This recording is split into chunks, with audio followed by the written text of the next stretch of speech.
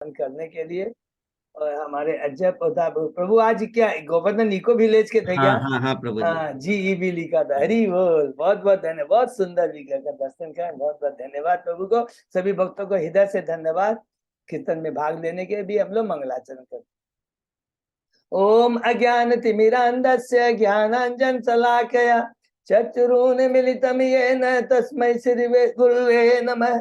श्री चैतन्य मनोभीष्टं स्थापितं येन भूतले स्वयं रूप कदा मह्यं ददाति स्वपदान्तिकं। वन्देऽहं श्री गुरु श्रीयुतपद कमलं श्री गुरु वैष्णवांश श्री रूपं साग्रजातं सहगना रघुनाथं वितं तं सजीवं स्वादेतं सावभूतं परिजं सहितं कृष्ण चैतन्य देवं श्री राधा कृष्ण पादान सहगना ललिता श्री विशाखा वितांत च। नमो विष्णुपादाय कृष्ण प्रेष्ठाय भूतले श्रीमते भक्ति वेदांत स्वामिन इति नामिने। नमस्ते सरस्वती देवे गौरवाणी प्रचारिणे निर्विशेषा शून्यवादी पाश्चात देश तारिणे। वांछा कल्पतरुभ्यश्च कृपा सिन्धुभ्य एव च पतितानां पावनेभ्यो वैष्णवेभ्यो नमो नमः। नमो महावदान्याय कृष्ण प्रेम प्रदायते कृष्णाय कृष्ण चैतन्य नामने गौरतिसे नमः। हे कृष्ण करुणा सिंधु दीन बंधु जगतपते गोपेश गोपिका कांत राधा कांत नमस्तुते। तप्त कांचन गौरांगी राधे वृंदावनेश्वरी विश्वभानुसुते देवी प्रणमामि हरिप्रिये। नीलांचल निवासाय नित्याय परमात्मने बलभद्र सुभद्रायां जगन्नाथाय ते नमः। जय श्री कृष्ण चैतन्य प्रभु नित्यानंद श्री अद्वैत गदाधर श्रीवासादि गौर भक्तवृंद। मुखम करोति वाचालम पंगु लंगे गिरिम यत्कृपातमहं वंदे श्री गुरु मदीनतारिणं परमानंद माधवम श्री चैतन्येश्वरम। हरे कृष्ण कृष्ण कृष्ण हरे हरे हरे राम राम राम हरे हरे। श्री श्री मंगलाचरण की जय, शिला प्रभुपाद की जय। हरे कृष्णा। आज के इस भागवतम चर्चा में सभी भक्तों का स्वागत है। सभी भक्तों के चरणों में मेरा सादर दंडवत प्रणाम है। हमारे ऊपर राधा गोविंद राधा माधव परम वैष्णव गुरु आचार्य की असीम कृपा है कि हम सब भक्त लोग मिल करके कई दिनों से श्रीमद् भागवतम की चर्चा कर पा रहे हैं। हम लोग कैंटो 4 के 22वें अध्याय में है। शीर्षक है चारों कुमारों से पृथु महाराज की भेंट। चतुष कुमार भगवान के शक्ति अवतार है। पृथु महाराज भगवान के शक्ति अवतार है। और ये कितना सुंदर आपस में जो चर्चा हो रही है, श्रोता और वक्ता को याद रखेंगे तो कितना सुंदर है। और कितना हमें दिव्य ज्ञान प्रदान कर रहे हैं कि हम बद्ध जीवों का चरम लक्ष्य क्या है, किस प्रकार हम अपने भगवान से भूले हुए संबंध को पुनः स्थापित कर सकते हैं, उसकी विधि बताते हैं। उसके पहले 21वें अध्याय में हम लोगों ने जो पढ़ा उसको संक्षेप में दोहराते हैं और बहुत जरूरी है दोहराना। पहला अध्याय में है स्वयंभू मनु की पुत्रियों के वंशावली के बारे में, आकृति प्रसूति देव। दूसरे अध्याय में है हमने पढ़ा का शीर्षक है शिव का दक्ष को शिव को शाप देना, कि किस प्रकार शिव को अपमानित करते हैं दक्ष। तीसरे अध्याय में हमने पढ़ा माता सती और शिव का संवाद, जिसमें शिव मना करते हैं माता सती को कि अपने पिता के जो बृहस्पति उन्होंने संपन्न करने जा रहे हैं उसमें भाग न ले। चौथे अध्याय में माता सती का देह त्याग ये शीर्षक है, जिसमें हमने पढ़ा कि किस प्रकार माता सती अपने पिता द्वारा आयोजित बृहस्पति याग स्थल में जाती है, शिव को ग्लोरीफाई करती है और कलुषित चेतना वाले की कैसी प्रवृत्ति होती है उसको बता करके फिर अपने शरीर को अपनी योग शक्ति से अग्नि उत्पन्न करके उसमें त्याग देती है। 5वें अध्याय में है भगवान शिव द्वारा दक्ष के यज्ञ का विध्वंस, किसके द्वारा, वीरभद्र के द्वारा, और किस प्रकार वीरभद्र दक्ष के धड़ को काट करके उसी यज्ञ में डाल देता है। 6वें अध्याय में है ब्रह्मा जी द्वारा शिव जी को मनाना, कि ब्रह्मा जी किस प्रकार देवताओं को लेकर कैलाश धाम में जाते हैं और उनको मनाते हैं कि यज्ञ संपन्न जरूरी है और एक ब्राह्मण का हत्या नहीं होनी। हरि बोल, हरे कृष्ण। बहुत सुंदर है। फिर हम लोग 7वें अध्याय में प्रवेश करते हैं। शीर्षक है दक्ष द्वारा यज्ञ का संपन्न होना। शिव जी किस प्रकार ब्रह्मा जी के आदेश का पालन करते हुए जाते यज्ञशाला में। दक्ष को बकरे का धड़ दिया जाता है, यज्ञ संपन्न होता है और स्वयं भगवान विष्णु आकर के दक्ष को शिक्षा देते हैं। 8वें अध्याय में नया पड़ाव शुरू होता है। शीर्षक है ध्रुव महाराज का गृह त्याग और वन गमन। हमने पढ़ा उसमें कि किस प्रकार पहले संक्षेप में हमने पढ़ा अधर्म के बारे में, जो अपनी बहन मूसा से ब्याह करता है और किस प्रकार कलुषित चेतने वाली संतानें उत्पन्न होती है। और ध्रुव महाराज किस प्रकार अपनी माता सुनीति और गुरु नारद की कृपा से मधुबन में जाकर यमुना नदी के तट पर भगवान की ओम नमो भगवते वासुदेव का मंत्र का जप कर करके के भगवान को प्रसन्न करता है। 9वें अध्याय में प्रवेश करते हैं। ध्रुव शीर्षक है ध्रुव महाराज का अपने महल को वापस जाना। उसमें हमने कितना बहुत सुंदर ढंग से पढ़ा कि भगवान आते हैं, हरि बोल, दर्शन देते हैं। ध्रुव महाराज भगवान को ग्लोरीफाई करता है। भगवान की कृपा से भगवान जब अपना संग उसके मस्तक पे रख देते हैं और कितना सुंदर ग्लोरिफिकेशन करता है और कितनी बढ़िया बात कहता है। वो हमेशा याद रखेंगे कि देखिए मैंने तो कांच के टुकड़े मांगे थे, आपने मुझे हीरा दे दिया। और भगवान के आदेश प्राप्त कर करके महल को चले जाता है।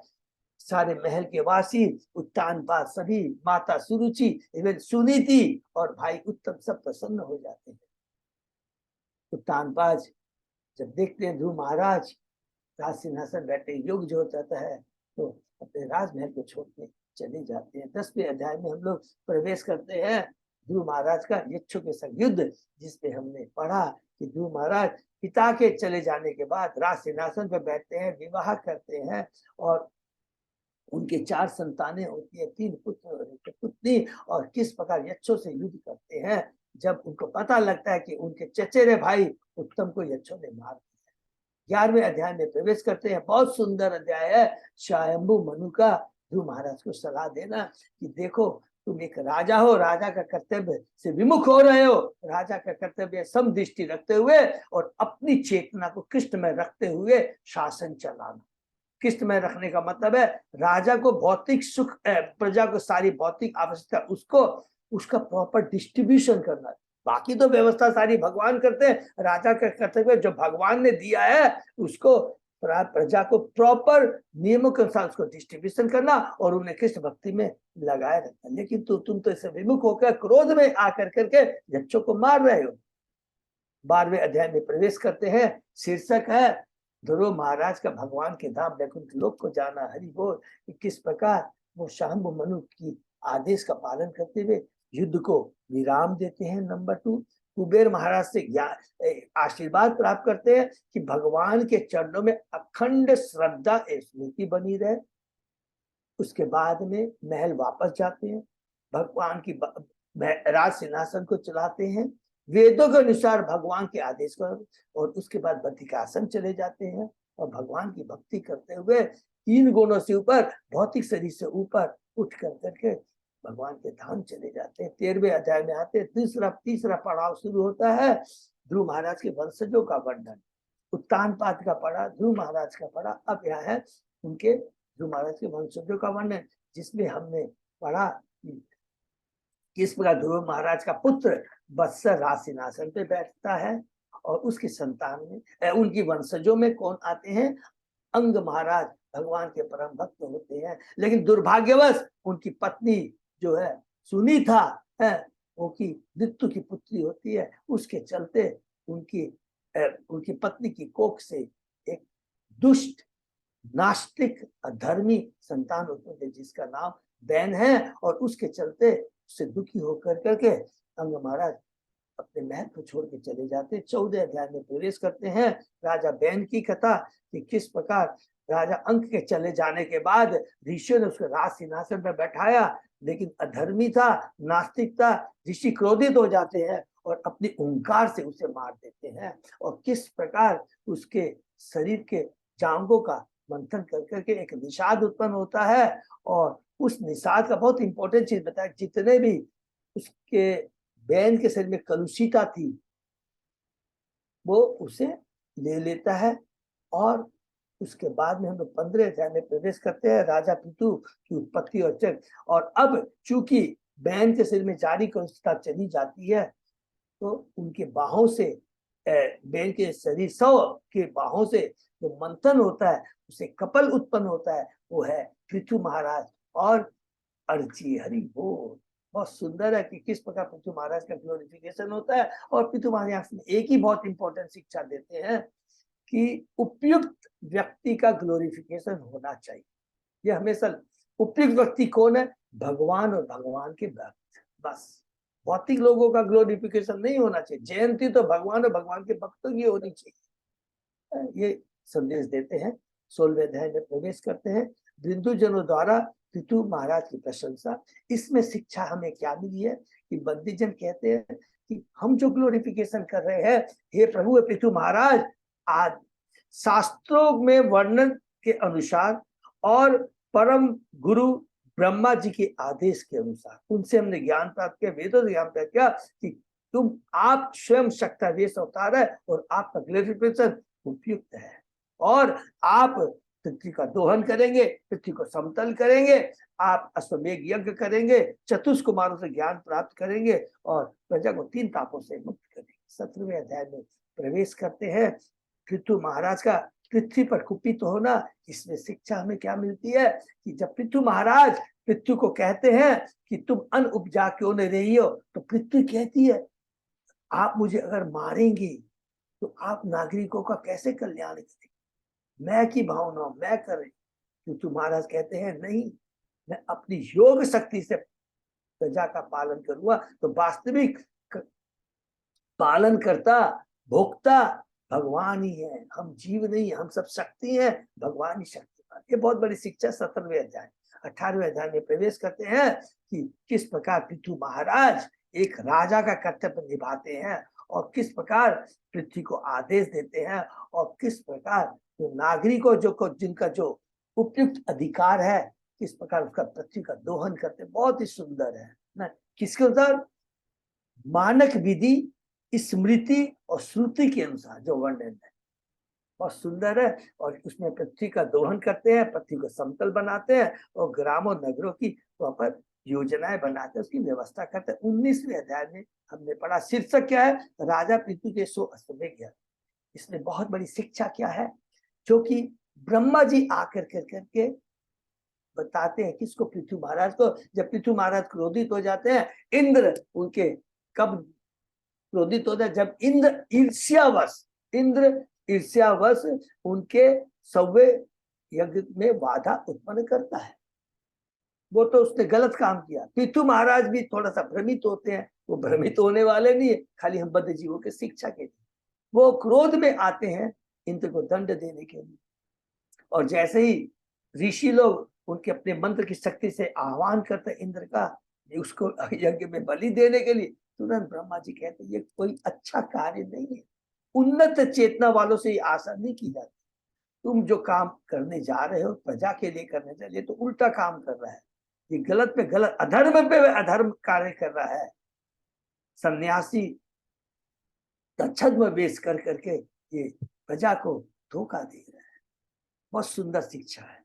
20वें अध्याय में प्रवेश करते हैं। महाराज पृथु के यज्ञ स्थल में भगवान विष्णु का प्राकट्य। इसमें हमने पढ़ा कि भगवान विष्णु स्वयं आते हैं और पृथु महाराज एक ही बात बोलते हैं, उन्नत चेतना वालों से ये आशा नहीं की जाती कि वो माया के द्वारा भ्रमित हो। जो 3 गुणों से ऊपर होता है, जो मुक्त पुरुष होता है, अपने भौतिक शरीर से ऊपर होता है, वो माया उसका कुछ भी नहीं बिगाड़ सकती है। ये बात भगवान पृथु महाराज के माध्यम से हमें बताते हैं। दूसरा क्या बात बताते हैं? शिक्षा है कि राजा का, गुरु का कर्तव्य होता है प्रजा को संरक्षण प्रदान करना। संरक्षण क्या है? परम संरक्षण क्या है? उन्हें कृष्ण भक्ति से जोड़ना और भौतिक आवश्यकताएं तो देना ही है, लेकिन परम संरक्षण ये है। बहुत सुंदर बात कहते हैं। और पृथु महाराज भी बहुत सुंदर ग्लोरिफिकेशन करते हैं और बहुत अच्छी बात कहते हैं। वो क्या बोलते हैं कि हे प्रभु, मैं तो मुझे भौतिक सुख चाहिए, मैं आपकी ब्रह्म ज्योति में तादेम में चाहता हूँ। मैं तो केवल 10 लाख कान चाहता हूँ जिससे आपके परम वैष्णव भक्तों के मुखारबिंद से नाम गुजरा हुआ सवल कीर्तन कर सके। इतना बोलने के बाद एक मोस्ट इंपोर्टेंट बात कहते हैं, वो सीखा क्या, मैं तो एक बालक हूँ और आप पिता हैं।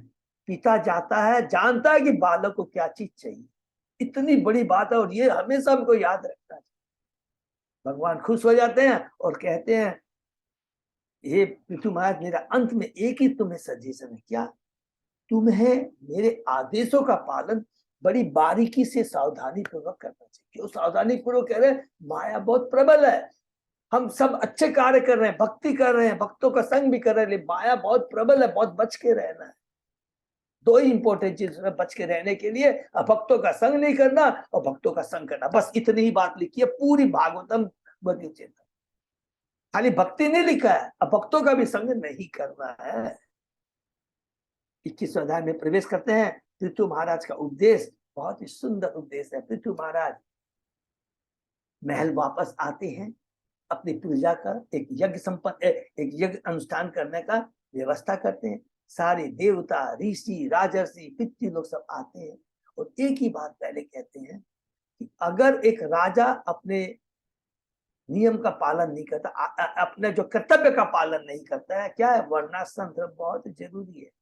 12 महाजन भी कहते हैं, नहीं तो दंडित होना पड़ता है। किसको, कर्ता को, आदेशकर्ता को, और जो उसको समर्थ करते हैं। और दूसरी बात, इंपॉर्टेंट बात कहते हैं कि परम वैष्णव की संगति ही उत्तम है। सदैव परम वैष्णव का इज्जत करना चाहिए, ब्राह्मण और वैष्णव का, और उनका संग करना चाहिए। और तीसरी बात क्या कहते हैं कि मुझे आशीर्वाद दीजिए, जैसे मैं परम वैष्णव की चरण धूलि को अपने मस्तक पर धारण कर दूं। ऐसा करने से समस्त पाप में जीवन से उत्पन्न कर्म फल नष्ट हो जाते हैं और उत्तम गुणों से मनुष्य परिपूर्ण हो जाता है। उत्तम गुण का मतलब अपनी चेतना में, अपनी जो ओरिजिनल चेतना में आ जाता है। ऐसा बोलते रहते हैं तो हम पढ़ा कि तुरंत वहां पर चतुष कुमार आ जाता है। अध्याय 22 में हम लोग प्रवेश करते हैं। चतुष कुमार से पृथु महाराज की भेंट बहुत ही सुंदर है। किस प्रकार चतुष कुमार आते हैं, शीर्षक क्या है, बहुत पढ़ा कि किस प्रकार वैष्णव का आव भगत करना चाहिए। अब जो भगवान ने स्वयं किया था, वैष्णव के चरणों का प्रक्षालन करके उस जल को अपने मस्तक में धारण करना चाहिए। बहुत सुंदर बात कहते हैं। और कहते हैं, क्या बात कहते हैं चतुष कुमार को पृथु महाराज, कि आप जैसे जो लोग हैं दिव्य होते हैं, भगवान को अपने हृदय में धारण करके चलते हैं, लेकिन अज्ञानी है, तो आपको पहचान नहीं पाते हैं। क्या बोलते हैं तीसरी बात, वह स्वामी और सेवक धन्य है जो अतिथियों का सम्मान करता है और वैष्णव को अपने घर में बुलाता है। इसके विपरीत अगर हमारे पास कितना भी धन हो, संपन्न हो, अगर वैष्णव घर में नहीं आते हैं तो वो क्या है, उस वृक्ष के समान है जिसमें खाली सर्प ही सर्प रहते हैं। फिर कहते हैं, एक व्यक्ति, फिर वो प्रश्न करते हैं, ग्लोरीफाई करने के बाद प्रश्न क्या करते हैं कि बहुत सुंदर के, क्या ऐसे व्यक्तियों ने जिसका एकमात्र लक्ष्य इंद्रिय तृप्ति है, उसको कुशलता कैसे प्राप्त हो सकती है। बहुत बहुत सुंदर प्रश्न, जो कि परीक्षित महाराज ने भी किया था, विदुर जी ने भी मैत्रेय मुनि से किया था, कैंटो 3 के 3रे अध्याय। फिर दूसरा प्रश्न कहते हैं कि मैं आपकी कुशलता के बारे में क्या पूछूं, क्योंकि तो सदैव जो आपके परम भक्त हैं दिव्य अवस्था में, दिव्य चेतना में रहते हैं, दिव्य पद में रहते हैं, तो आपके मैं क्या बारे में पूछूं। फिर कहते हैं, बहुत सुंदर बात कहते हैं, हे पृथु महाराज, अब बोलना शुरू करते हैं कौन, चतुष कुमार। अब चतुष कुमार बोलते हैं, हे पृथु महाराज, आप अपने प्रश्न जो आपने किया उसके उत्तर आप जानते हैं, लेकिन आप साधु पुरुष हैं और बद्ध जीवों के कल्याण के लिए मुझसे ये प्रश्न कर रहे हैं। तो वहां पर पहला शुरू क्या करते हैं चतुष कुमार, देखिए बहुत सुंदर, हम लोग जा रहे एकदम याद रखेंगे बहुत अच्छे से। पहला चीज करते हैं कि शुद्ध भक्तों के समागम से श्रोता और वक्ता दोनों लाभान्वित होते हैं। दूसरी बात कहते हैं, वास्तव में जीव शुद्ध भक्तों की संगति से ही जो नींद में सोया है वो उठ जाता है, अपनी स्वाभाविक स्थिति को, यश को प्राप्त करता है कि क्या स्वाभाविक स्थिति को, कि मैं भगवान का दास हूं। फिर तीसरी बात कहते हैं, पूरे शास्त्रों का निचोड़ एक ही है, क्या? भौतिक जगत की चांद चौक से, संपत्ति से, उपाधि से विरक्ति और परमेश्वर में दृढ़ सुदृढ़ भक्ति, आसक्ति। फिर कहते हैं भगवान योगेश्वर के प्रति आसक्ति बढ़ाने के लिए क्या क्या करना चाहिए। अब विधि बताते हैं। पहले तो उन्होंने बताया संबंध के बारे में, अब प्रयोजन विधि बता रहे, अविधेय बता रहे। विधि क्या है? भगवान के प्रति जिज्ञासा करना, भक्ति करना, जीवन में भक्ति योग का अपने जीवन में उतारना, ज्ञान और विज्ञान, ज्ञान प्राप्त करना और उसके बाद में अपने जीवन में उतारना, भगवान की पूजा करना, और ऐसा करने से भगवान के प्रति आसक्ति बढ़ाई जा सकती। फिर तुरंत कहते हैं, याद रखिए ऐसे लोगों की संगति न करें जो केवल इंद्र तृप्ति और धनार्जन के चक्कर में पड़े रहते हैं। कहते हैं बिना भक्ति के में निरत हुए कोई भी अध्यात्म में स्थिर नहीं रह सकता, चाहे वो योगी हो चाहे ध्यानी भी हो। बहुत सुंदर बात कहते हैं। कहते हैं आगे, कहते हैं अहिंसक नहीं होना चाहिए। 4 रेगुलेटरी प्रिंसिपल को याद रखेंगे। आचार्यों के पद चरणों का अनुसरण करना चाहिए। जो भी कार्य करे निष्काम भाव से, अर्थात बिना कोई भौतिक आसक्ति के करे। फिर कहते किसी की निंदा नहीं करना है। फिर लास्ट में बहुत इंपॉर्टेंट, लास्ट में एक बहुत इंपॉर्टेंट बात कहते हैं कि भौतिक जगत है, लाभ हानि जय पर द्वंद्व इस भौतिक जगत में चलना चाहिए, लेकिन तुम जीव को जो भगवान का भक्त है कभी उसे विचलित नहीं होना चाहिए। श्लोक क्या है? माता स्पर्शा कौनते, वो बहुत इंपॉर्टेंट है। भगवान की लीलाओं का श्रवण करना चाहिए जो भक्तों के कानों के आभूषण है। जितना सिद्ध पुरुषों से तुलने का भक्ति में उत्तम, जितना भौतिक, मैं ये बोलना चाहते हैं जितना हम भगवान के लीलाओं के बारे में श्रवण, क्योंकि श्रवण कीर्तन क्या बोलते हैं? आभूषण है। और जितना हम श्रवण करेंगे हम उस भौतिक जगत के प्रति हमारी विरक्ति स्वतः ही अपने आप होती चली है। दिव्य स्थिति में होने से क्या बोलते हैं, जब हम भक्ति करते करते दिव्य स्थिति में आ जाते हैं तो क्या हो सकता है? बहुत सुंदर बात कहते हैं, दिव्य स्थिति में होने से भगवान की इच्छाओं के अतिरिक्त और किसी कार्य में रुचि नहीं लगती है। हरि बोल। और फिर कहते हैं जब जीव उपाधि से आवृत रहता है तो विभिन्न भौतिक आवरणों को देखता है। ये बहुत इंपॉर्टेंट है। क्या है कि जब हम भौतिक चेतना में रहते हैं तो हम कहते हैं ये मनुष्य है, ये पशु है, ये पक्षी, बहुत बात कहते हैं। लेकिन दिव्य स्थिति पे आने पर हम याद रखेंगे कौन सा श्लोक? विद्या विनय संपन्न ब्राह्मणे गवीर। दिव्य स्थिति में प्राप्त होने पर सर्वत्र कृष्ण का ही दर्शन करता है। हरि बोल। जब मनुष्य का मन, कल हमने जो अब पढ़ा, जब मनुष्य का मन काम तंत्र इंद्रियों सुख भोग के हेतु विषय वस्तु के प्रति आकर्षित होती है तो मन विचलित होता है। लगातार विषय वस्तु का चिंतन करने से कृष्ण की चेतना वैसे ही खो जाते ही है जैसे कि जलाशय के किनारे उगे हुए कुशादी के द्वारा चूसे जाने के कारण जलाशय का जल। बहुत इंपॉर्टेंट है, सबको मेरे ख्याल से क्लियर एग्जांपल हो गया। हम भक्ति कर रहे हैं लेकिन साथ ही साथ में हमारा कोई वैष्णव अपराध कर दिया, या हम लोगों ने क्या किया कि अभक्तों का संग कर लिया, या कुछ भी कर लीजिए, तो वो जो भक्ति रूपी जो हम श्रवण कीर्तन स्मरण कर रहे हैं ना, बीज को दे रहे हैं, वो बीज में न जा कर करके वो जल क्या है दूसरी तरफ डाइवर्ट हो जाएगा और हमारा व्यक्ति लता रूपी बीज सूख जाएगा। हरि बोल। जब मनुष्य अपनी मूल चेतना से इधर उधर होता है तो वह न तो अपनी परिस्थिति को स्मरण कर सकता है और न वर्तमान स्थिति को समझ पाता है। फिर से रिपीट करेंगे, जब हम जैसे ही हमारी मूल चेतना क्या है, जीव स्वरूप कृष्ण, मूल चेतना से जैसे ही वो अलग हो जाता है 3 गुणों के कारण 2 नुकसान होते हैं। पहली तो वो अपनी स्थिति क्या है, जीव स्वरूप कृष्ण दास को भूल जाता है, और दूसरा भौतिक जगत है, ये दुखालय है, ये भी भूल जाता है और उसी में घुल मिल जाता है और उसी को प्राप्त करने में पूरा अपना समय, माने धन या संपत्ति प्राप्त करने में उसी में अपना समय बिता देता है। मूल चेतना के दूषित होने पर आत्मा अपनी स्थिति को उसी प्रकार भूल जाता है जिस प्रकार सोता हुआ मनुष्य अपने आप को भूल जाता है, अर्थात हम लोग नींद में चले जाते हैं। बहुत सुंदर है। फिर कहते हैं ज्ञान तथा भक्ति के शून्य होने पर वह वृक्षों तथा पत्थरों किसी योनियों में प्रवेश करता है। हरि बोल, कितनी बड़ी बात है। अगर हम मनुष्य जीवन प्राप्त कर करके उसका सदुपयोग नहीं करते हैं, भगवान को भूल जाते हैं, भौतिकता में फंस जाते हैं, तो क्या है, अगला जन्म में वृक्षों तथा पत्थरों की योनि में प्रवेश होता है। ज्ञान का अर्थ है अपनी स्वाभाविक स्थिति को समझना तथा विज्ञान का अर्थ है उस ज्ञान को अपने व्यवहार में लाना।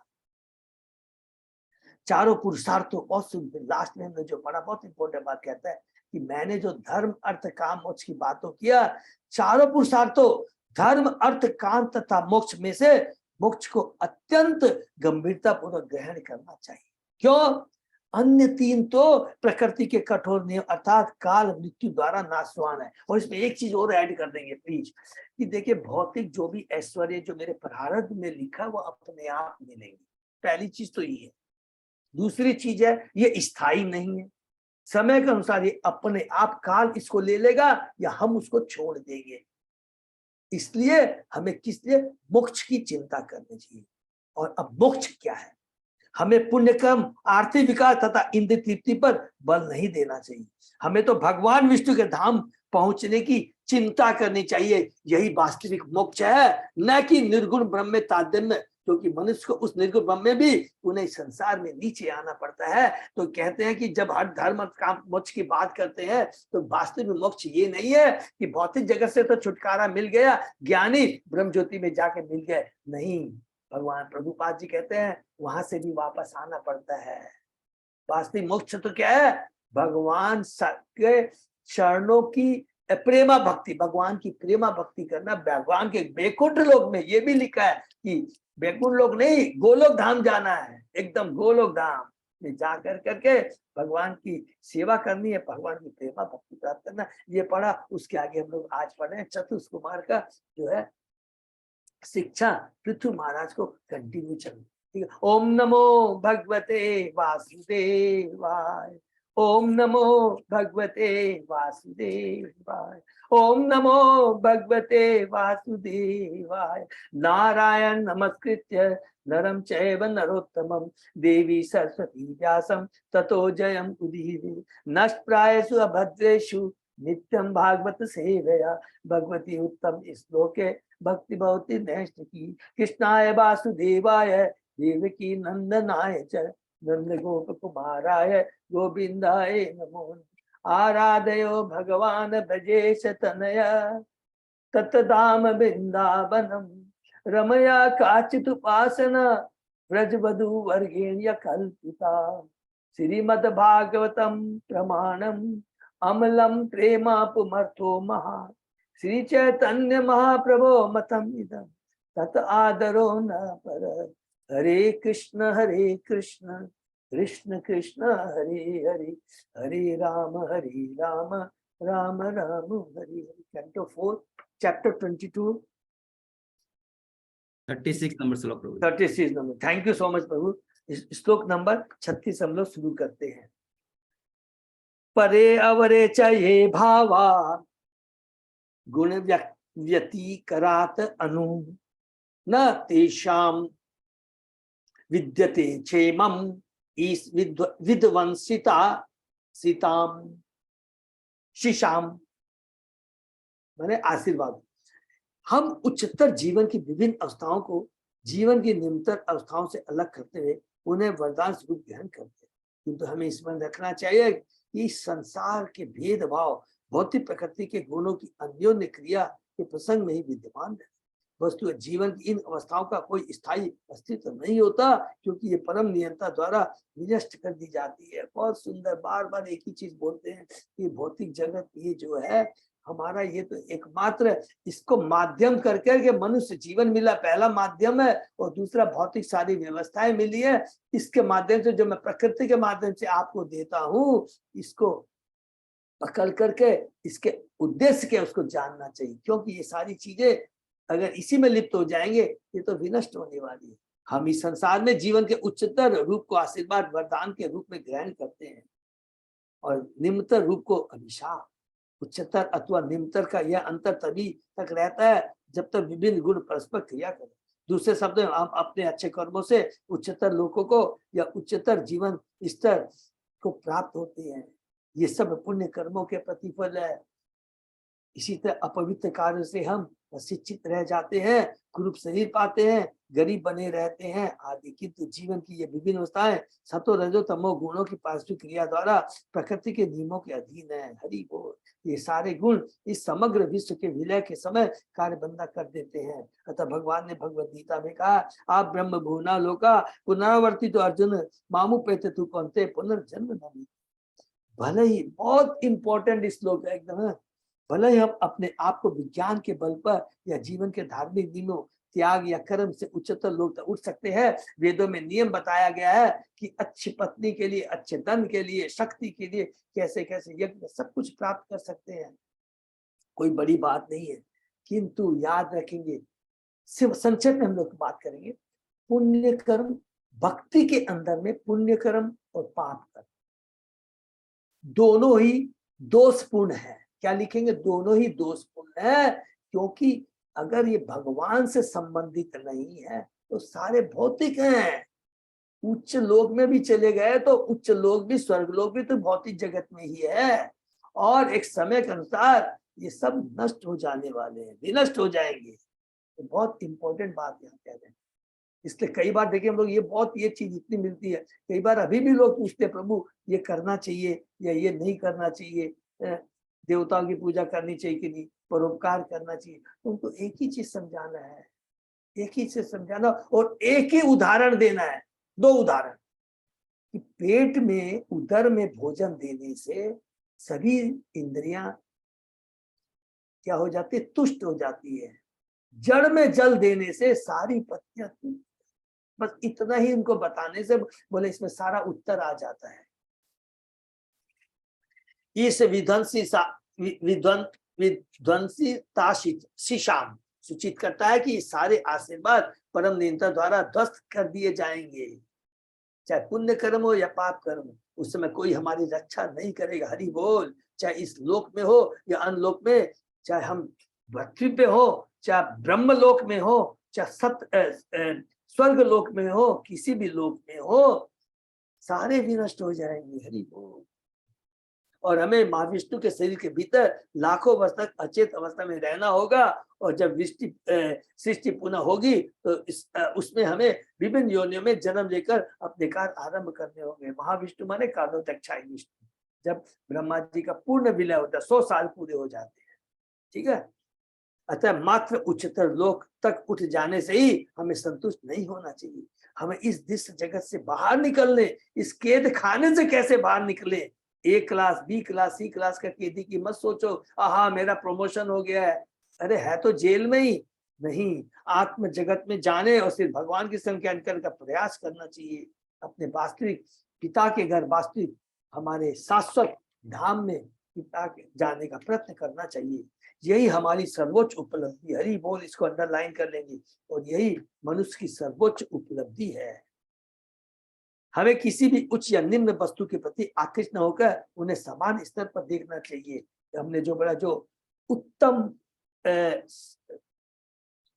उत्तम अधिकारी, उत्तम जो होता है, जो कि कैंटो 11 हम पढ़ेंगे, बहुत अच्छा है।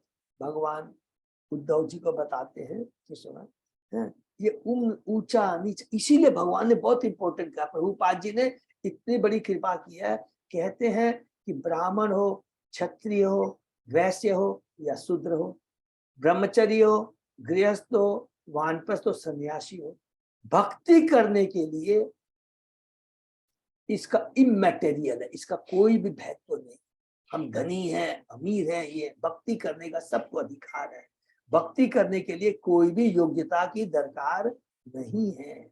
इसलिए हमें, क्योंकि बहुत सिंपल चीज भगवान ने लिखा है, क्योंकि सभी भगवान की आत्माएं हैं। चींटी से लेकर ब्रह्मा तक भगवान चिंता करते हैं कि इनका उद्धार कैसे हो। हमारा वास्तविक कार्य जीवन उद्देश्य की खोज और भगवान की भक्ति करना होना चाहिए।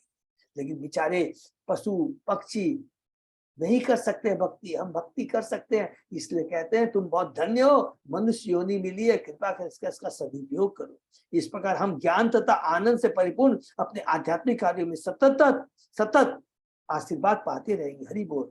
नियमित मानवीय सभ्यता से धर्म, अर्थ, काम तथा मोक्ष की प्रगति होती है। इसको प्लीज अंडरलाइन कर लेंगे। तो नियमित माने सभ्य, मनुष्य सभ्यता, ये जो धर्म, अर्थ, काम को जो मैंने बताया है वर्णों में, ये सभ्य मानवीय सभ्यता, सभ्य जीवन, क्या जो भी कुछ बोलेंगे, एक सभ्य समाज की व्यवस्था करने के उद्देश्य से है। मानव समाज में धर्म होना ही चाहिए। बिना धर्म के मानव समाज पशुओं के समाज है। जो ट्रैफिक के रूल बनाए जाते हैं कि भाई हरी बत्ती दिखाई तो आप प्रवेश कीजिए गाड़ी, लाल बत्ती तो रुक जाइए। लेकिन बोलेंगे अरे कुत्ता भी तो क्रॉस किया, उसको तो दंड नहीं मिला। ये कुत्ते के लिए नहीं है, ये जो रूल बनाए, ये मनुष्य के लिए बनाए हैं, क्योंकि तुम्हारी चेतना उच्च कोटि की है। मानव समाज धर्म होना ही चाहिए। बिना धर्म के मानव समाज पशुओं के समाज है। आर्थिक विकास तथा इंद्रिय तृप्ति को धर्म पर आधारित होना चाहिए। हरि बोल। जब धर्म, अर्थ तथा काम समन्वित हो जाते हैं तो जन्म, मृत्यु, जरा, रोग से मुक्ति निश्चित है। कैसे मुक्ति निश्चित है? देखिए कभी भी कंफ्यूजन हो जाएगा, एक एक वर्ड को याद रखेंगे। ऐसा नहीं करेंगे हमने धर्म और काम मोक्ष किया तो हमारी मुक्ति का मतलब क्या होता है, ये हम पालन करने से सतोगुणी लेवल पे आते हैं। और सतोगुणी लेवल में जिज्ञासा उत्पन्न होती है कि जीवन का लक्ष्य क्या है, भौतिक जगत से छुटकारा पाना, सेकंड स्टेज। फिर प्रभु पाज्य एकमात्र चेतन महाप्रभु एकमात्र, वो क्लियर करते हैं, अरे भाई मुक्ति का अर्थ भी समझ लो कि ऐसे नहीं कि खाली भौतिक जगत से छुटकारा पाया और ब्रह्म ज्योति में विलीन हो गए। नहीं नहीं, शून्यवादी, निराकारवादी, मायावादी के चक्कर मत जाना। वास्तविक मोक्ष क्या है? भगवान के धाम जाना, मैं अपने घर जाना, ये याद रखें।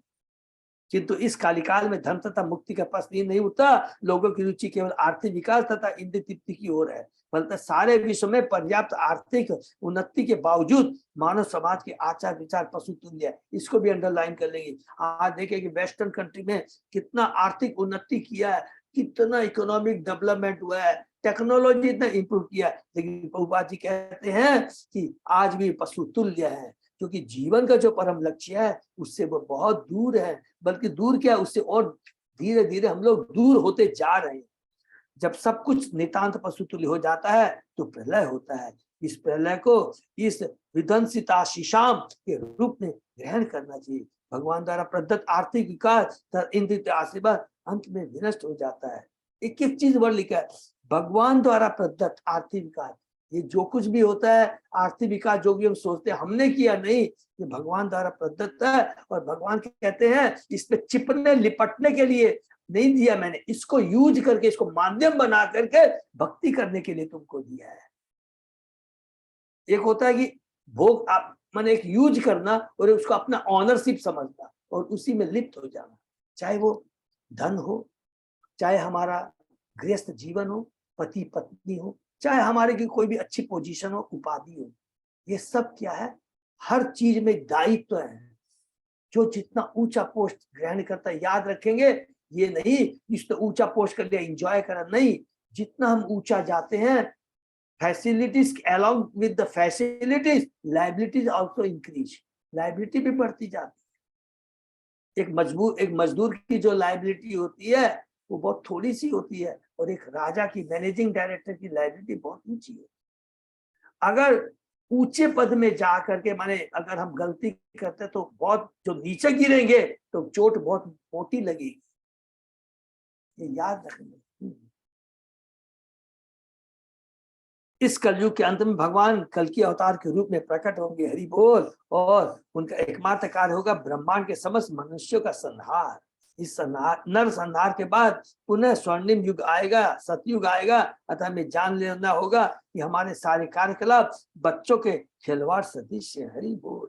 बच्चे समुद्र तट पर खेल करते हैं, पिता तट पर बैठा बैठा बच्चों के द्वारा महलों का बनना देखता रह सकता है कि अंत में पिता के कहने पर बच्चों को सब कुछ छोड़कर घर वापस जाना पड़ता है, तो सब कुछ नष्ट हो जाता है। हरि बोल। जो लोग आर्थिक विकास तथा इंद्रिय तृप्ति से बच्चों जैसे खिलवाड़ में लगे रहते हैं, कभी कभी भगवान उन पर अनुग्रह करके उनके सारे निर्माण कार्यों को विनष्ट कर देता है। बहुत सुंदर है। हम लोग एग्जाम्पल बार बार पढ़े हैं कि कभी बच्चा है ना, बालू रहता है, बालू से इमारत बनाता है, ये बनाता है, पापा को दिखाता, पापा भी बहुत खुश होते हैं। बोले अब बोलता भैया घर जाने का समय होगा, तो सब कुछ अपने आप ही उसको बिगाड़ के चले गए। तो यही चीज है, भगवान ने कहा यशा आम अनुगृहामि हरिष्ये तद धनम शनि। भगवान ने युधिष्ठिर महाराज से कहा कि जब ये अपने भक्त विशेष, बहुत सुंदर है, जब अपने भक्त विशेष अनुकंपा करते हैं तो उसका सारा धन वैभव हर लेते हैं। ये बहुत इंपॉर्टेंट लाइन। वो कुछ समय इसको थोड़ा और क्लियर कर देंगे कि प्रभुपाद जी ये बताते हैं कि जब मैं देखता हूँ मेरा भक्त है, चैतन्य महाप्रभु, कृष्णदास कविराज को चैतन्य महाप्रभु सनातन गोस्वामी को कहते हैं, अरे मेरा बच्चा तो मूर्ख है, तो मैं थोड़ी मूर्ख हूँ, मैं अपने बच्चे का ख्याल रखता हूँ। और मैं, अगर मेरा बच्चा मेरे पास भी आता है, जो कि 7वां अध्याय का जो 15-16 की जो भी माने 4 तरह के लोग होते हैं ना जो भगवान के पास में जाते हैं, तो जो मेरे पास में आते हैं तो मेरा कर्तव्य बनता है उसको क्या दूं और क्या नहीं दूं। जब मैं देखता हूँ मेरा भक्त धन के प्रति आसक्त हो जा रहा है और जो मूल उसका जो उद्देश्य से विमुख हो रहा है, तो मैं उसके धन को छीन लेता हूँ। अरे वो तथा सामान्यतः यह देखा जाता है कि वैष्णव अधिक धनवान नहीं होते। जब कोई वैष्णव या भक्त धनवान होने के साथ साथ परमेश्वर से करने की इच्छा व्यक्त करता है तो उसकी भक्ति अवरुद्ध हो जाती है। अंडरलाइन कर लेंगे। भगवान उस पर कृपा प्रसिद्ध करने के लिए उसकी तथाकथित आर्थिक उन्नति तथा भौतिक ऐश्वर्य को विनष्ट कर देते हैं। इस पर भक्त बारंबार आर्थिक उन्नति करने से निराशा होकर अंततः भगवान के चरण कमलों की शरण ग्रहण करता है। ऐसा कार्य भी इस विध्वंसिता शीशाम माना जा सकता है, जिसके द्वारा भगवान मनुष्य के ऐश्वर्य को नष्ट करके उसे आध्यात्मिक ज्ञान से संपन्न करते हैं, जो कि वो शाश्वत है। जो छीनते हैं वो टेम्परेरी है। उपदेश देते हुए हमने देखा है कि भौतिकता व्यक्ति हमारे पास आते हैं और आशीर्वाद करने के लिए नमस्कार करते हैं, जिसका अर्थ होता है कि वे और अधिक ऐश्वर्य की इच्छा रखते हैं। यदि उनकी इस प्रकार ऐश्वर्य इच्छा को रोका जाए तो ऐसे व्यक्ति भक्तों को कभी नमस्कार भी न करे। हरि बोल। ऐसे पुरुष केवल अपनी आर्थिक उन्नति से नाता रखते हैं। वे संतों या परमेश्वर को प्रणाम करते हैं और उपदेश कार्य करने के लिए कुछ दान देते हैं, जिससे उन्हें और आर्थिक लाभ हो सके। किंतु यदि कोई अपनी भक्ति में एक निष्ठ है तो भगवान उस भक्त को अपनी आर्थिक प्रगति त्यागने के लिए बाध्य करते हैं और अपने प्रति पूर्ण समर्पण करा देते हैं। क्योंकि भगवान अपने भक्त को ऐश्वर्य का वरदान नहीं देते, अतः लोग भगवान विष्णु की पूजा करने से डरते हैं, कतराते हैं, क्योंकि वे देखते हैं कि भगवान को पूजने वाले वैष्णव धनी नहीं होते।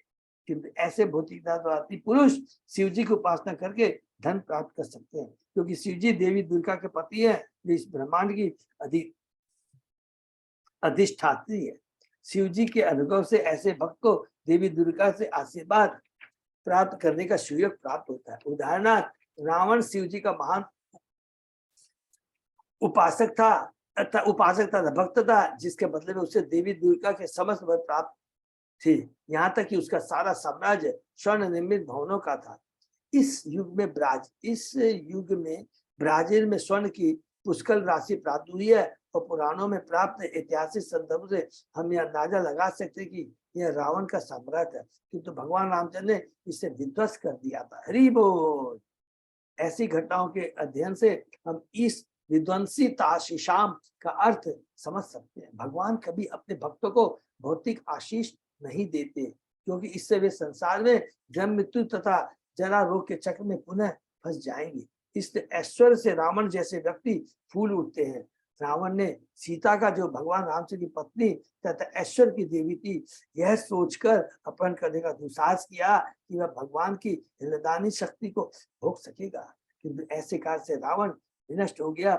इस समय मानवीय सभ्यता आर्थिक उन्नति तथा इंद्र तृप्ति प्रति इतनी अधिक आसक्त है कि वह विनाश के कगार पर खड़ी है। कितना बड़ा प्रभुपाद जी ने देखिए तात्पर्य में ये चीज बात बताई है पहले श्लोक के 36वें श्लोक। तत्त्वं नरेंद्र जगताम अथ तस्तुषां च देहो इंद्रियासु शिगनात्म भी आवृतानां यह क्षेत्रवित तपतया हृदि विश्वक आवी प्रत्ययक चकास्ति भगवान तम अहेवि सो अस्मि। सनत कुमार ने राजा को उपदेश दिया, अतः हे राजा पितु, उन श्री भगवान को समझने का प्रयास करो जो प्रत्येक हृदय में निवास कर रहे हैं और प्रत्येक जीव तथा प्रत्येक शरीर के साथ रह रहे हैं, चाहे वह चर हो या अचर। प्रत्येक जीव स्थूल भौतिक शरीर से तथा प्राण एवं बुद्धि से निर्मित सूक्ष्म शरीर से पूर्णतः आवृत है। 5 स्थूल और 3 सूक्ष्म शरीर से आवृत है। पृथ्वी, अग्नि, जल, वायु, आकाश, मन, बुद्धि, अहंकार।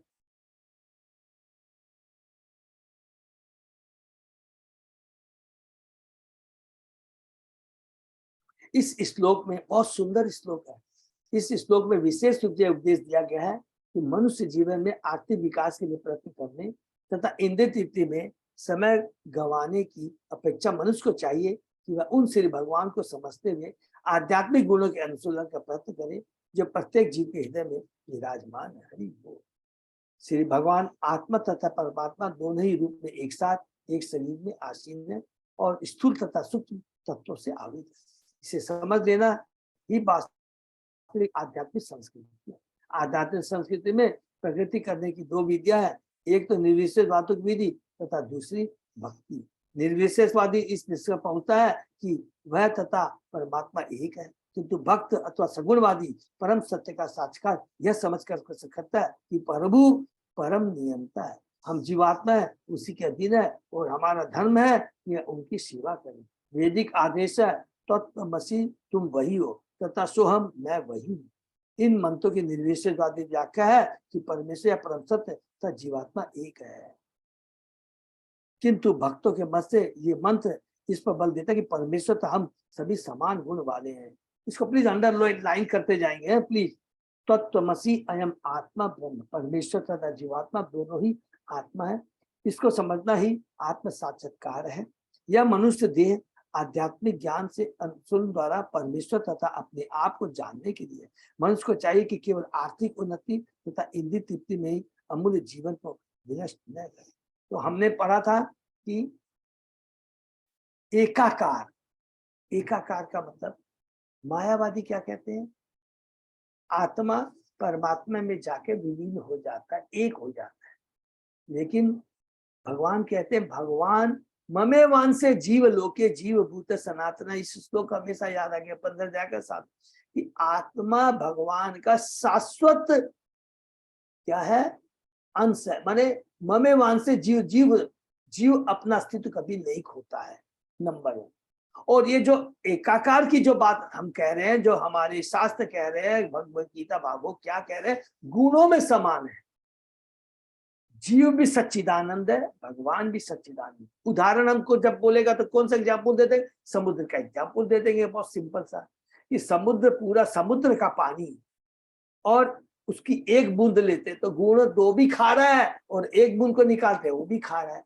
तो ये तो कहते वो गोल्ड का भी दे सकता है, गोल्ड का भी दे सकते हैं। थैंक यू प्रभु, गोल्ड का भी एग्जाम्पल देते हैं कि सोने की खान है, गोल्ड का एक लोथा जो भी कहते हैं और उसका एक कण है, दोनों गुणों में समान है। यही चीज बात बोल रहे हैं। हरि बोल। बहुत सुंदर है। तत्वम नरेंद्र जगता मत तस्तुताम च। हरि बोल। इस श्लोक में क्षेत्रविद शब्द महत्वपूर्ण है। भगवत गीता में इस शब्द की व्याख्या की गई है, इदम शरीरम कौनते क्षेत्रम इत्य भी देते। यह शरीर क्षेत्र कर्म क्षेत्र कहलाता है और शरीर के स्वामी आत्मा तथा शरीर स्थित परमात्मा क्षेत्रविद कहलाते हैं। हरि बोल। किंतु इन दोनों क्षेत्रविदों में अंतर है। एक क्षेत्रविद अर्थात शरीर का ज्ञाता परमात्मा है जो प्रत्येक आत्मा को निर्देशित करता रहता है। माने वही सिंपल, आत्मा केवल अपने बारे में जानता, परमात्मा सबके बारे में जानता है।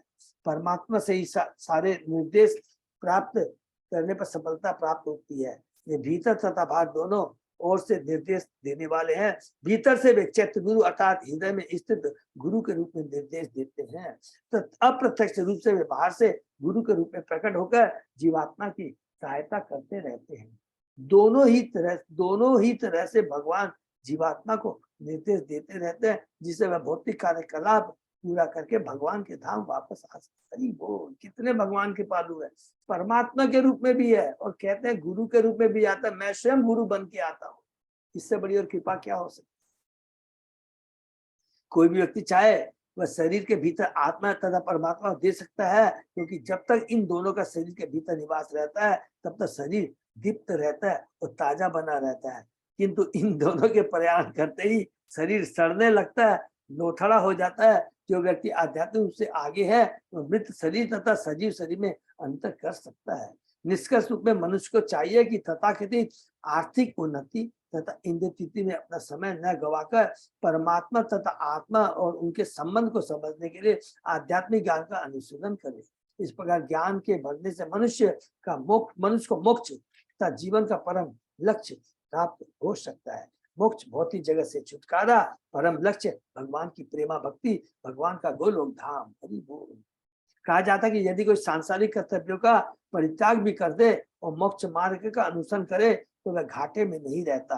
किंतु जो व्यक्ति मोक्ष मार्ग को ग्रहण नहीं करता और फिर भी आर्थिक उन्नति तथा इंद्रिय तृप्ति संपन्न करता है तो सब कुछ खो देता है। इस प्रसंग में व्यासदेव के समस्त नारद का यह कथन अत्यंत, जो नारद जी व्यासदेव जी को बताते हैं, हम लोगों ने जो कैंटो 1 में पढ़ा था, त्यक्त्वा सधर्म चनाम्बुज हरे भजन अपक्को अत पथे ततो यदि जत्तुक व अभद्रम मुद मुष्य किम वो वार्थ आप तो अभजताम सधर्मतः। हरि बोल। यदि कोई व्यक्ति चाहे, बहुत सुंदर है, देखिए इसका यदि कोई चाहे भावावेश में हो या अन्य किसी कारण से भगवान की संवित्ति शरण ग्रहण करता है और यदि काल कर्म में जीवन का परम नहीं प्राप्त कर सकता या अनुभव की कमी से नीचे गिर जाता है तो कोई क्षति नहीं होती। किंतु जो मनुष्य भक्ति न करके केवल अपने भौतिक कर्तव्य भी निभाता है उसे कोई लाभ नहीं होता। बहुत सिंपल है, बहुत बार बार हमने पढ़े कि हम लोग क्या है, भक्ति कभी भी विनष्ट नहीं होती है। गीता के 6वें अध्याय में भगवान कहते हैं कि भक्ति करते करते कोई विनष्ट माने गिर जाता, फॉल डाउन हो जाता है तो उसको कम समय में फॉल डाउन होता है और दीर्घ समय के बाद फॉल डाउन होता है, तो दोनों ही लाभान्वित होती है। एक को धनीवार घर में जन्म मिलता है और वहां से जहां भक्ति छोड़ा था वहां से शुरू करेगा, और बहुत उच्च कोटि की भक्ति का अंत में यदि उसका डाउनफॉल होता है तो गोस्वामी के घर में वो जन्म लेगा। ये हो गया। और तीसरा बोलते हैं, अगर किसी ने भक्ति नहीं की, बहुत धन अर्जन किया, यश किया, जैसे ही शरीर छूट जाता है अगला जन्म उसको शुरुआत से शुरू करना पड़ेगा, क्योंकि भक्ति तो उसने की नहीं। हम कोई भी कार्य करते हैं, देखिए जब तक उसको कंप्लीट नहीं करते, कोई प्रोजेक्ट बनाते हैं, सपोज कीजिए कोई प्रोजेक्ट हम बनाते हैं, और कंप्लीट नहीं हुई, बीच में ही रुक गई, तो क्या होगा? फिर कुछ दिनों बाद शुरू करें या कई सालों बाद शुरू करें तो फिर से हमको शुरू करना पड़ेगा। लेकिन भक्ति में ऐसा नहीं है, जहां रुकती है उसके बाद ही हमको शुरू कर सकते हैं, पीछे नहीं जाना होता है। यस्मिन् इदं सत आत्मया विभाति माया विवेक विदुति सजीवा ही बुद्धि तम नित्य मुक्त परिशुद्ध विशुद्ध तत्वम प्रतयूढ़ कर्म कलिल प्रकृति प्रपद्ये। सिर्फ भगवान इस शरीर के भीतर कारण तथा कार्य के एकाकार रूप में अपने को प्रकट करते हैं, किंतु जो विवेक रस्सी में सर्प के भ्रम को डर करने वाला है, यदि उसे किसी ने माया को पार कर लिया है तो वही यह समझ सकता है कि परमात्मा भौतिक सृष्टि से परे और शुद्ध अंतरंग शक्ति में स्थित है। भगवान समस्त भौतिक कलमश से परे है और एकमात्र उन्हीं की शरण में जाना चाहिए। ईश्वर तत्व के बारे में कैंटो 3 में हमने पढ़ा था, कपिल देव भगवान ने देवती माता को यही बताया है। इस श्लोक का मंतव्य मायावादियों के एकाकार होने के निष्कर्ष को चुनौती देना है। मायावादी निष्कर्ष यह है कि आत्मा तथा परमात्मा एक है, उनमें कोई अंतर नहीं है। माने भगवान भी माया द्वारा ग्रसित होते हैं। मायावादियों का दावा है कि निर्गुण ब्रह्म से परे कोई पृथक अस्तित्व नहीं है और पृथकत्व की भावना ही माया है, जिस कारण मनुष्य रस्सी को सर्प समझ बैठता है। रस्सी तथा सर्प का दृष्टांत आमतौर पर मायावादी दार्शनिक प्रस्तुत करते हैं कि जब हम अंधेरे में देखते हैं रस्सी तो वो सर्प की तरह, लेकिन वो सर्प नहीं, रस्सी है।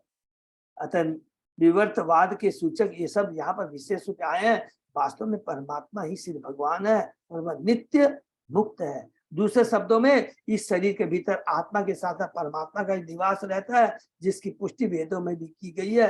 ये एक ही बीच में बैठे हुए दो मित्रों की भांति हैं, तो भी परमात्मा माया से परे है। यहाँ पर देखिए बार बार भगवान का जो गीता का है और भागवतम में जो हम लोग ने पढ़ा है कैंटो 3 बहुत इंपॉर्टेंट है, क्योंकि कपिल भगवान ने देवकी माता को एग्जैक्टली सारी ये बातें दी है और एग्जैक्टली गीता में हमने ये पढ़ा है। जैसा कि भगवान ने कहा गया कि भौतिक शक्ति जिसका प्रतिनिधित्व पृथ्वी, जल, अग्नि, आकाश आदि के रूप में होता है, तथा आत्मशक्ति अर्थात जीवात्मा दोनों ही परमेश्वर की शक्ति है। यद्यपि शक्ति तथा शक्तिमान एक रूप है, किंतु जीवात्मा अर्थात जीव भयंकर शक्ति से प्रभावित होने के कारण भगवान को अपने से अभिन्न मानता है। माने जीव 3 गुणों से प्रभावित होती है, आत्मा नहीं होती है। इस श्लोक का प्रपद्य सदी महत्व, क्योंकि यह भगवद गीता के 18वें अध्याय के 86 श्लोक का सूचक है। सर्वधर्मान परित्यज्य मामेकम शरणं व्रज। अन्यथा भगवान कहते हैं बहुनानाम जन्मान्ते ज्ञानवानम प्रपद्यते। भगवद गीता यह प्रपद्य या शरणम ब्रज परमात्मा के प्रति प्राणी के समर्पण का सूचक है। जब जीव आत्म समर्पण कर चुकता है तो उसकी समझ में आता है कि यद्यपि भगवान उसके हृदय में स्थित है, किंतु वे उससे श्रेष्ठ हैं। मैं दास हूँ, वो मेरा स्वामी है। भगवान सदैव संसार से परे हैं। यद्यपि भगवान तथा संसार एक ही लगते हैं, वैष्णव दर्शन का वे एक होने के साथ साथ भिन्न भी है, अचिंत भेदाभेद। भौतिक शक्ति उनकी भयंकर शक्ति का प्राकट्य है, और चूंकि शक्ति शक्तिमान से अभिन्न है, अतः ऐसा प्रतीत होता है कि भगवान तथा आत्मा एक है, किंतु वास्तव में जीव भौतिक शक्ति के वश में रहता है, जबकि भगवान उससे परे। भगवान भौतिक शक्ति से प्रभावित नहीं होती। जब तक भगवान जीव से श्रेष्ठ न हो तब तक प्रपद्य अर्थात शरण जाने का प्रश्न ही नहीं उठता। प्लीज इसको भी अंडरलाइन कर देंगे बहुत। जब तक भगवान जीव से श्रेष्ठ न हो तब तक प्रपद्य अर्थात शरण जाने का प्रश्न ही होता। अगर हम कहते हैं कि भगवान और जीव एक ही है, तो ऐसा हम लोग क्यों बोलेंगे कि हे कृष्ण मैं आपकी शरण में आना चाहता हूँ। भगवान शास्त्र क्यों बोलेंगे हमें भगवान की शरण में जाना चाहिए? इसलिए बोलते हैं ना क्योंकि भगवान हमसे जीव से श्रेष्ठ है, गुणों में एक है, लेकिन क्वांटिटी में हमसे बहुत ऊंची है। प्रपद्य शब्द भक्ति की विधि का सूचक है। मात्र रस्सी तथा सर्व के भक्तिहीन चिंतन से कोई परम सत्य नहीं पहुंच सकता। अतः परम सत्य को समझने के लिए विचार विमर्श या कल्पना की व्याख्या भक्ति पर बल दिया गया है। तो इसको भी अंडरलाइन कर लेंगे कि हमें ज्यादा बुद्धिमान दिमाग लगाने की दरकार नहीं है। इसीलिए प्रभु चैतन्य महाप्रभु ने कहा था मायावादी इतने डेंजरस होते हैं, ऐसा ऐसा आपको एग्जाम्पल देंगे कि आपके पास जवाब नहीं रहेगा। तो बोलते हैं कि इससे अच्छा उनसे तर्क न कर करके आप भक्ति कीजिए, तो स्वतः ही अपने आप सब आपको कृष्ण क्लीन हो जाएगा। हरे कृष्णा। तो ये पूरा आज हमने जो पढ़ा है कि यहाँ पर सब कुछ बताने के बाद में चतुष्कुमार ईश्वर तत्व जीव तत्व के बारे में बताते हैं, भौतिक प्रकृति आध्यात्मिक प्रकृति के बताते हैं। सारी चीज में एक ही निचोड़ क्या बताते हैं, रिपीट करते हैं, भौतिक जगत भगवान की ही शक्ति है, जीव भगवान का ही अंश है। फर्क क्या है, जीव भगवान का अंश होते हुए भी चूंकि अणु है वो 3 गुणों से प्रभावित हो जाता है, बंध जाता है। लेकिन परमेश्वर जो कि स्वयं करता है, सृष्टि करता है, जो जिसने खुद सृष्टि की है भौतिक जगत की, तो वो कैसे उसमें बंध सकता है? तो ये जो मायावादी कहते हैं इनकी बातों में हमें नहीं जाना है, और इसमें दिमाग न लगा कर करके उसकी अपेक्षा भक्ति पर बल दिया जाए। क्योंकि भगवान ने कहा है कि जो मेरी भक्ति करता है स्वतः ही मैं उन्हें ज्ञान प्रदान करता हूँ। तेषाम सत्ययुक्तानाम भजताम प्रीतिपूर्वकम ददामि बुद्धि योगम। बहुत सुंदर है। 10वें अध्याय का 10वां श्लोक याद कर लेंगे, सारा कंफ्यूजन दूर हो जाएगा। 15वें अध्याय का 15वां श्लोक कर लेंगे, सर्वस्य चाहिदी सारा चीज खत्म हो क्लियर हो जाएगा। हरे कृष्णा। तो यही पे विराम देते हैं। तो ये थोड़ा सा टेक्निकल हमने पढ़ा, लेकिन हमने गीता में बहुत रिपीटली पढ़ा है। तो यही चीज यहाँ पर चतुष्कुमार हमें बताते हैं। हरे कृष्णा। किसी का कोई प्रश्न है तो पूछ। हरि बोल। अजय पोदार प्रभु, कोई हाँ भी प्रभु अनाउंसमेंट है प्रभु? नहीं। नहीं प्रभु जी।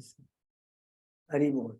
मैं थोड़ा सा जस्ट 1 मिनट और, थोड़ा समय हो गया है, 1 मिनट और लूंगा कि कल मंदिर से मैसेज आया है कि बेचारे बहुत आनंद होगा कि रामनवमी के बाद में, ठीक है, नरसिंह चतुर्थी आ रही है, लेकिन सबसे इम्पोर्टेंट रथ यात्रा को कोई नहीं भूलिएगा, क्योंकि रथ यात्रा की तैयारी बोला बहुत करनी पड़ती है, और अभी से सब लोग तैयार हो जाएंगे तन मन धन से। तो रथ यात्रा के कल उन्होंने दिया, और हम लोगों की फेस्टिवल कमेटी की भी मीटिंग होगी, और इसमें भी फिर से सीडीसी वगैरह और बीपी बोर्ड वाले रहेंगे। तो रथ यात्रा बड़ा चैलेंजिंग होता है बहुत, तो सब लोगों को तैयार रहना है। हरि बोल, हरे कृष्ण।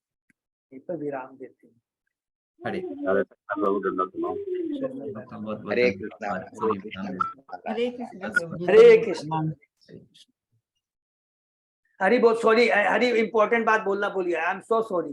टुमारो कल क्लास नहीं होगी, क्योंकि कल मुझे एक सेवा मिली है, पानी हाटी में क्लास देनी है। हाँ भाई मैं सोच रहा था पूछिए। भूल गया है, तो सॉरी, फिर हम लोग परसों मिलते हैं, ठीक है? ठीक हरे ठीक कृष्ण। कल नहीं होगी, और 27 को भी मंदिर में क्लास है, तो 2 दिन है। हरे कृष्ण। हरे। तो जैसा प्रभु जी ने बताया कल मतलब है परसों सुबह 7 बजे मिलेगी। हरे हरे हरे कृष्णा। हरे।